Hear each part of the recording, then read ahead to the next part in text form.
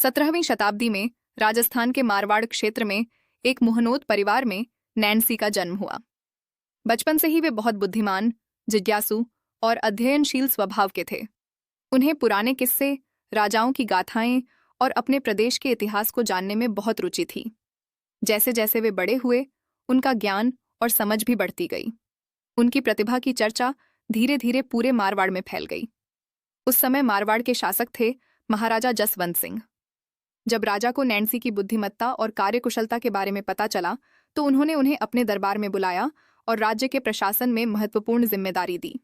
अपनी ईमानदारी और समझदारी के कारण नैन्सी जल्दी ही राजा के विश्वास पात्र बन गए और आगे चलकर वे मारवाड़ के दीवान अर्थात प्रधानमंत्री बने। दीवान बनने के बाद भी नैन्सी के मन में एक चिंता थी कि राजस्थान के राजाओं, किलों, युद्धों और परगनों का सही इतिहास कहीं खो न जाए।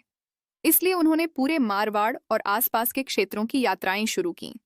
वे गांव-गांव जाते, बुजुर्गों से पुरानी कथाएं सुनते, राजपूत वंशों की वंशावली लिखते और किलों तथा युद्धों की घटनाओं को सावधानी से दर्ज करते।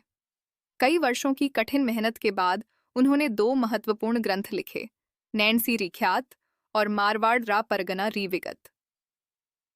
इन ग्रंथों में उन्होंने मारवाड़ के हर परगने, गांव, किलों, राजाओं की वंशावली और ऐतिहासिक घटनाओं का विस्तृत वर्णन किया।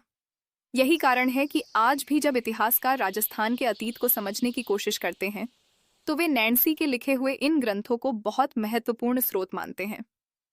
हालांकि दरबार की राजनीति और षड्यंत्रों के कारण उनके जीवन में कठिन समय भी आया, लेकिन उन्होंने अपने ज्ञान, परिश्रम और लेखन से इतिहास में अमिट छाप छोड़ दी।